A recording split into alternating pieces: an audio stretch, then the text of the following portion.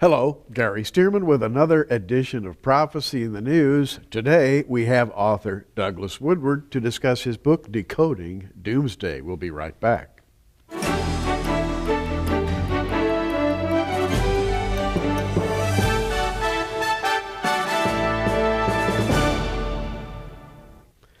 Well, it's a real pleasure for me to welcome Douglas back with us again, and your book, Doug Woodward, is just, what can I say? He's a gifted writer who makes things fun. Well, thank you. I appreciate that, Gary. It's always great to be with you. I really appreciate the opportunity. And you know what, Doug? This book, I think we need to do a little bit on the fun side because it deals with over-the-top subject matter. Yes, it does. In many, many ways.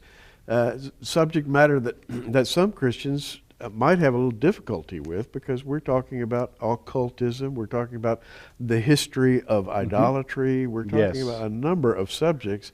And I must say, if a measure of a book is a great bibliography and a great index, this is a great book. Oh, well, good. I appreciate that. That took a long time to do. I'm sure it did. It's good that it has worth. Decoding Doomsday. Now let's just get right to it. The 2012 prophecies, the apocalypse, and the perilous days ahead. Right away, if you use the number 2012, you kind of tell people in advance where you're going. Right. 2012, what's your take on it? Well, it's my sense, of course, is that it's culturally a phenomenon. Began noticing, perhaps a year or so ago, that if I went into a major bookstore and I looked at one of the end caps where they try to highlight books, right, that you would just see the whole end cap covered with books on 2012. And I had begun to hear a little bit about it, but I wasn't paying that much attention. But then I thought, well, this is becoming a cultural phenomenon, so I should dig in to understand this. So I began to pick out certain books, and happily some of the better ones, and it became a very interesting subject. And what I realized was that we're dealing with sort of the next chapter, potentially, in spiritual deception. Spiritual deception. Now, 2012, it really comes out of Mayan glyphs that have been discovered and decoded by scientists. And Yes. These glyphs are calendar art. Somehow, and we can talk about how, Right. somehow the Mayans came across some vital information, and they recorded it in these petroglyphs or these Yes. rock paintings or whatever. That's right, and it's connected, of course, to their calendaring systems, and the basic idea is that the calendar of the Mayans culminates on December 21st, 2012, and the theory is that that is the end of time, at the end of the world as we know it, at least. Now, I opened your book to page 14, and you've got a panoramic picture of the Milky Way galaxy. Right. Wow. We didn't even discover the Milky Way galaxy until very recently. Apparently, the Mayans were talking about it a long time ago. That's very true. There's a number of things that the scholars that have studied the Maya believe that the Mayans had great ideas and great insights into that we have only learned just in the last few decades. One of those, of course, is as you said, I don't think we knew about galaxies really until the 1930s or the 1940s. We thought that the Milky Way was the only galaxy in the universe. Right. And of course, now we know there are billions of galaxies in the universe. But what's special is that on that date, at the solstice, the sun will rise, and will rise in what is considered the dark rift in the middle of the Milky Way galaxy. And based upon the Mayan sort of cosmology, the sense is that that is either the end of the world or the beginning of the next world or next age. And they believe the coming of their god. He was the feathered serpent. Yes. Where have I heard about a serpent before? Absolutely. Absolutely. And so now we're sort of getting into idolatry, the old lies that have been told for generations, for actually millennia. And let's talk for a minute about some other cultures that used the summer solstice, for example. That brings up Stonehenge. Absolutely. Yes, the Stonehenge story is, I think, a pretty fascinating one. Some recent work has been done that discovers that there is a whole system of measurement, and that all of these hinges in England that date from perhaps 2000 BC to Some date Thornborough as the oldest hinge, that may be perhaps 3,800 BC. Wow. Perhaps 1,000 to even 1,400 years before the Egyptian pyramids. And so there is a concept that these circles are connected together. Part of it, I guess the question is, what were they really intending to do with these hinges? One of the recent discoveries of the oldest hinge, Thornborough, is that it's laid out and seems to make the belt of Orion in the way that the circles are laid out, which is fascinating because, as you may be aware, a gentleman named Robert Bauval wrote a book called The Orion Mystery in the early 1990s, where he speculated that that indeed was the intention of the Egyptian pyramids as well, was a linkage between these monolithic architectures and the stars, particularly Osiris and Isis, and so many of the qualities of the pyramid, as well as the Stonehenge and the other hinges of England, seem to be linked to this sense of star worship. Star worship, or the worship of false gods in a general nature. Now, when we talk about hinges, we're talking about circular constructions. The Bible speaks of high places, which were circular. There are a lot of them in Israel still preserved from the ancient days. Circular stages where religious rituals were held, where it was believed that the demons would congregate, or the gods would congregate and bestow power upon the worshiper.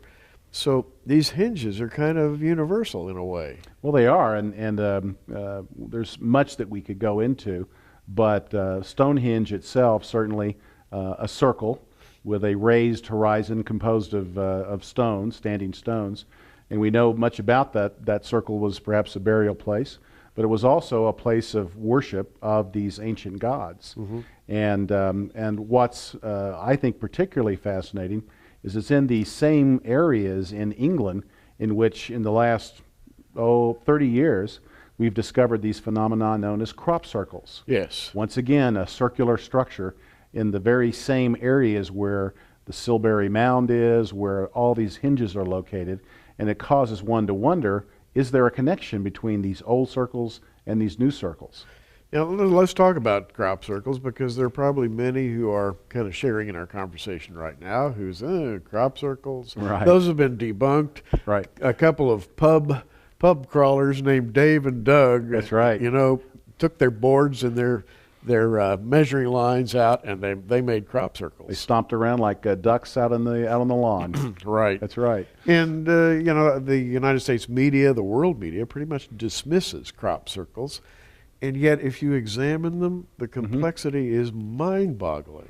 Absolutely. There's probably no end of various videos from crop circles that continue to pop up week after week in England now. You go to YouTube and just type in crop circles, and you'll see hundreds of little snippets of videos of new crop circles that are being formed, and they are very complex. And of course, as the complexity goes up and the length of time it takes for the circles to be built goes down, yes. One begins to wonder whether or not humans, if Larry and Doug, could really be out there doing all these things. Absolutely. In fact, I remember one, I think it was a year and a half ago, maybe 2 years, that measured 900 feet. And it was perfectly formed over hill and dale. Yes. And it was supposed to have been generated in about 45 minutes. In other words, that was the blank time when nobody was looking. Right. Well, how do you do this? Well, that's the one circle that really began to cause people, even the skeptics, to scratch their heads was a circle known as the Crabwood glyph of 2002. Yeah. And in that glyph, you'll see a picture of an alien, like alien gray with the big eyes, holding what appears to be a circle. And in that circle, there are all kinds of interesting things, which I go into in more detail. But it happens to tie into sort of a grayscale, like a TV picture. And yet also, the circle is done in ASCII code, bits and bytes, basically. Having a computer background, I'm sort of aware of that. Right. And these codes end up saying things. And they also, the numbers associated with them point out things like 59 minus 33 equals a certain number, and you go through all these various numbers, and all of a sudden it tends to point you to the latitude and longitude of Roswell. Ah. Fascinating. So there is a Okay. connection, apparently, to what's And- happened in Roswell. And just to put a cap on this, some of the crop circles of late have had Mayan glyphs in them. That's correct. So what's the connection between England, the English countryside, and the countryside of the Mayans? And the religions of the Egyptians. I think that's the one of the main things that in the book I'm attempting to do is point out that the 2012 phenomenon is just the latest chapter in the same story, that there has been for ages a pagan religion that is the religion of the world, and it's a religion that has to do much with how we encounter spiritual entities or spiritual reality, you might say. Yeah, and to me, and as we discussed before we actually went on the air today, it's Satan's old message. I can give you special information. I can give you wisdom, the wisdom of the ages. I can make you wise. And that's what he said to Eve, you remember? Absolutely. And he's promising, I guess, a forbidden kind of knowledge. That's very true. There are several books in the 2012 group of books that are extremely well written. One is written by a gentleman named Daniel Pinchbeck called the Return of Quetzalcoatl in 2012. And in this book, Pinchbeck talks about not only his experience with psychotropic or hallucinogenic drugs, but the experiences of some other noteworthy 2012 advocates, such as Dennis and Terrence McKenna. And but the story is that these drugs, in fact, have enabled many of these individuals to, as Aldous Huxley would talk about, go through the doors of perception, or Jim Morrison of the Doors would have said, break on through to the other side. That there is this invisible landscape, as Terrence McKenna called it, that consists of spirits and spiritual beings. And it appears that what's happened is that as over the past several hundred years, as our Christian and perhaps Jewish spirituality has waned, that there has been an increasing amount of spiritual activity in the old gods, the old pagan religion. And it's become the point now where many are just advocating the use of drugs. We heard it with Timothy Leary back in the 60s. Oh, yes. With LSD, that this was the way that one encounters God.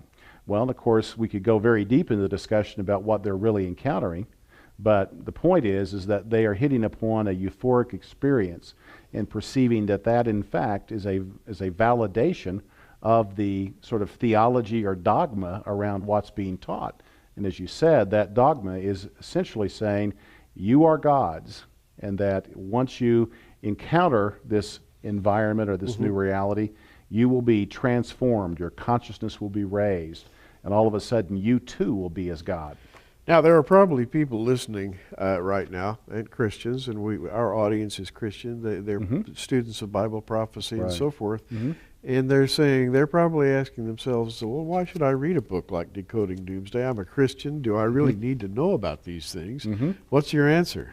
Well, I think that if you want to be in a position to talk to your friends and to explain about the differences between what the current teaching might be in our culture about 2012 and the potential end of the world and the religion behind it versus what the Bible really teaches, couldn't be a greater distinction or difference. And of course, one of the points I make is that the scholarship behind the 2012 story is actually pretty thin. It's only been, it's really a handful of scholars over the last 20, 25 years that have put together this information about what might happen in 2012. The specific things they predict, fairly limited. Mostly there's this concept of consciousness changing. Whereas if you look at the history of Christianity and you study the scholarship there, you're talking about thousands of scholars over almost 2,000 years that have looked at the Bible, which we believe, of course, is the best source of predicting what, or telling us what the future holds. And they've been able to provide tremendous detail as to what will happen in the days to come. And so, in a sense, you're something of a 2012 debunker. Absolutely. I do believe that there's a possibility that something fascinating could happen in 2012. I talk a bit about that, but the main point I would caution Christians on is that all of the sources that the message of 2012 is about are from sources that typically like to deceive us. And so there is a potential for great deception. And so while 2012 could be a significant date, it's not necessarily a date that the Bible is very specific about, suggesting that the world will end in 2012. And so I believe it's important for us to be very cautious and to go back to the book we believe in and the position that that Bible teaches us about how we should look at the future. Now let's just shift gears here. All right. Chapter 12. Okay. The spirit of the Antichrist. Yes. And you have here a picture of Friedrich Nietzsche. And what does all this have? We've been talking about crop circles, about Stonehenge, about the glyphs of the Mayans. That's right. 2012. What about the spirit of the Antichrist? Well, one of the things, right before I get to that, one of the things I do sort of in the center of the book is I talk about the sort of the three ends of prophecy that sort of have motivated people. One is Nostradamus. I talk a bit about Nostradamus and actually come up with some surprising conclusions about the fact that there is a way to interpret Nostradamus that is a bit more in line with the Scripture if one digs in and understands some sources that are not often popularly presented. I talk about Sir Isaac Newton and actually point out that Sir Isaac Newton is perhaps the first sort of modern dispensational-like thinker in that he believes that the second coming will be a physical event in space and time and in history. And then the third end is Nietzsche. And a very different point of view. Very different. Fascinating that Nietzsche went insane and died in an insane asylum right at the beginning of the 20th century, a century that he had a great deal of foreboding about, worrying about what would happen. But the spirit of the Antichrist is, of course, what John the Apostle talks about, who wrote in his letters, the only prophet to actually use the term Antichrist, had probably already gone through and had experienced the revelation, and didn't use the word Antichrist in Revelation, talked about the beast, but talked about the spirit of Antichrist and the fact that that spirit is actually in the world already, and that we may encounter that spirit in many different ways. And so what I attempt to look at is Nietzsche's concept of the Übermensch, the Superman or the Overman, and what he was calling for, because there's in our society, one of the first places that we saw this was in the movie 2001: A Space Odyssey, in which Arthur C. Clarke presented, in his science fiction story, a belief that aliens or extraterrestrials influenced our species by these black monoliths that were planted on first the Earth and one on the Moon and then another on Jupiter. Yes. And it was sort of our culture's sort of first popular awareness that there was this idea that perhaps E.T. influenced our makeup and the way that we have become more intelligent and so forth. You know, you're right. That was an absolutely groundbreaking motion picture. Absolutely. Stanley Kubrick, 2001: A Space Odyssey, the monolith, the alien, and it gave rise to the idea on a popular level that our spiritual culture came from the stars, came from the aliens. And to this day, I think there is a contingent of people worldwide kind of waiting, open-mouthed, for the aliens to come and expose. Or perhaps the Star Child from beyond, which is what the movie concludes with, is Dave has been transformed into the Star Child and shipped back to Earth to lead us to perhaps new self-awareness. Now, Dave then would correspond to the spirit of the Antichrist. Could well be. Dave could be not your average Dave. Exactly. What's fascinating to me is a couple of things associated with that movie is that you may recall the theme was "Thus Sprach Zarathustra," which of course was one of the books of Nietzsche, and it was the madman that proclaimed, "God is dead, God is dead." And Richard Wagner, of course, actually wrote the theme that we're very well aware of. Oh yes, "Thus spoke Zarathustra." Yes, and yet both of these played heavily into what happened at the beginning of the 20th century and the rise of Nazism, occultism, and how that influenced so much of the thinking in those early days. And you have then an interweaving of these themes that seem to be far apart. You know, Stonehenge, the Mayans, the rise of Hitler, "Thus spake Zarathustra," and the musical strain of of the movie itself, 2001: A Space Odyssey, was, That's right. You heard all of these things being combined in a kind of a mystical way that's leading humanity along, and I must say, leading them down the wrong path. Very much so. In fact, just to pose even more controversy, I then link it from moving from the spirit of the Antichrist, which deals a lot with transhumanism and perhaps the remaking of man, which is what Nietzsche was calling for, with God yes. dead and out of the way. What must we do? Well, we must overcome. We must be the overman. Well, then I decide to go into a discussion about Dan Brown and his books, and where that is, in fact, leading our culture. His books, The Da Vinci Code and Angels and Demons, and the most recent, The Lost Symbol, and attempt to point out how the Knights Templar has influenced the thinking that, of course, Dan Brown speaks so much of, influenced Freemasonry, and ultimately has influenced America, and perhaps positions America to play a central role in the apocalypse. Well, Doug has a technical mind. Basically, he's a computer Don't say nerd. I don't want to. I'm searching for something besides nerd here. He's Student of computers. A computer-oriented thinker. Very rational. He takes ideas from different places, brings them together, puts them together for you to contemplate in a new context, so that maybe you'll understand some of the odd things that are going on right now that seem beyond understanding. And again, the name of the book, Decoding Doomsday. I think decoding be the key word. You are a decoder by nature. Well, that is very much, of course, I think that's what we're to be about, to understand the Scripture, and even any good exegesis of Scripture, to some extent, is a bit of a decoding exercise. Yeah, decoding. And everybody's talking about doomsday. We're looking up, as we all say here at Prophecy in the News, keep looking up, and we do. We're looking up for the blessed hope. The rest of the world is kind of anticipating doomsday. That seems to be true. It's sort of split into two camps. Those that believe the world could end, such as we saw in the movie 2012, where there's these horrific calamities. And I do talk in the book a bit about science and the fact that science has discovered so many more ways in which our planet has suffered cataclysms. But also, in terms of the movie, beyond that, there's this view that, well, what we're really talking about is a transformation of consciousness, that we are going to now experience a new awareness of spiritual reality in a way that we haven't before, and that is what will happen. Some will go so far to say if that doesn't happen, then we will experience the end of the world. Well, Doug, we have a couple of minutes left. Yes. What would you like to leave people with, the essence of thought in your book, Decoding Doomsday? Well, perhaps we should talk about the last part of the caption, that there could be perilous days ahead.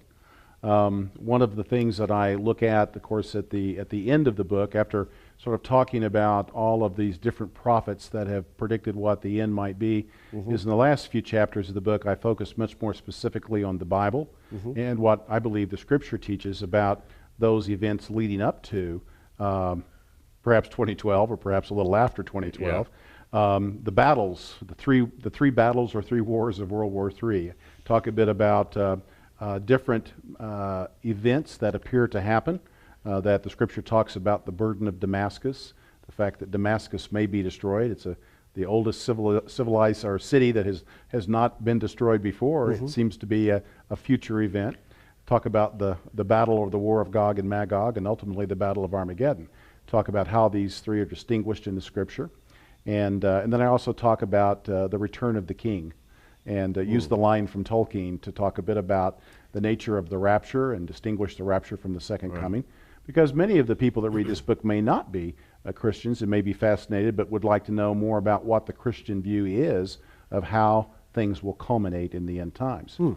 Well, it's easy to see this book is a real tour de force. It covers a lot of ground, but it's not clumsy in the way that it does. It just glides right along from topic to topic, so I think you'll enjoy it.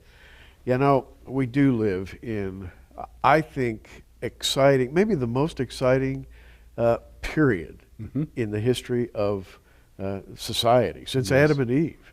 This, if you had to pick a time to be alive, this would be the one. It's like the Chinese fortune cookie that says, "May you live in interesting times." Oh yes, and we do. And we do. No doubt about it. Yeah, we have tensions building in the Middle East. We have occultism rising to new highs. We have the drug culture not declining but increasing. All the things that the Bible talked about. So. Yes. Yes. So the days ahead should be very interesting indeed. Indeed they will. And I'm sure you'll be writing about it. I would plan to continue. Douglas Woodward, thanks for being at Prophecy in the News today. It's my pleasure. We've Thank really you. enjoyed it. And to all our viewers, just like to say what we always say, keep looking up. Prophecy in the News is a viewer-supported ministry sponsored by our many friends across America and in your area. For your gift of $10, you can receive a special edition of our current program on an audio CD, or for a gift of $20, we'll send you our programs on DVD videos. For either order, call the 800 number on your screen right now.